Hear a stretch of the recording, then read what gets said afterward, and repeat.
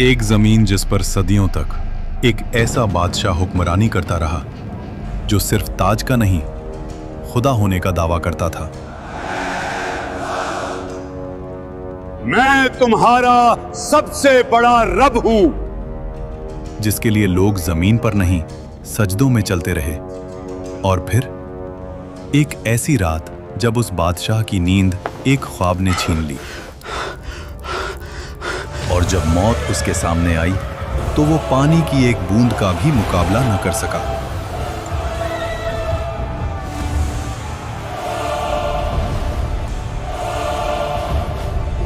अल्लाह ने उसके जिस्म को जमीन में दफन होने से भी रोक लिया और कयामत तक उसको इबरत का निशान बना दिया। मिस्र, उस दौर का सबसे ताकतवर मुल्क, नील के किनारे बसे शहर जहां फसलें सोना उगलती थीं, बाजार भरे हुए,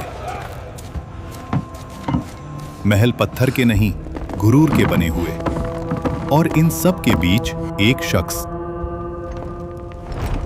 फिरौन। उसका हुक्म सिर्फ कानून नहीं था, अकीदा था। लोग सिर्फ उसकी बात नहीं मानते थे, उसकी बात पर ईमान रखते थे।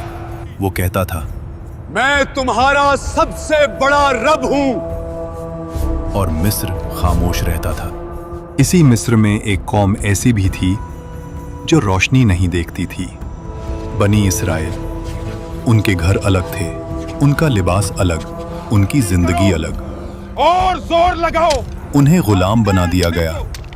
उनके मर्द सुबह से शाम तक पत्थर उठाते, महल बनाते और रात को थकाए हुए गिर जाते। उनकी औरतें सिर्फ जिंदा रखी जाती थीं ताकि गुलामी का सिलसिला चलता रहे। फिरौन ने जानबूझकर इस कौम को कमजोर रखा। Bloody civilians! क्योंकि जो कौम कमजोर हो वो कभी तख्त को नहीं हिला सकती। समझदार के लिए सिर्फ इशारा काफी होता है। तफसीर इब्ने कसीर के मुताबिक एक रात फिरौन ने ख्वाब देखा। उसने देखा कि बैतुल मुकद्दस की तरफ से एक आग निकली जो मिस्र के घरों को जला रही थी, लेकिन बनी इसराइल के घर महफूज थे। फिरौन हरास होकर उठ बैठा। ये पहली मर्तबा था जब उसने खुद को कमजोर महसूस किया।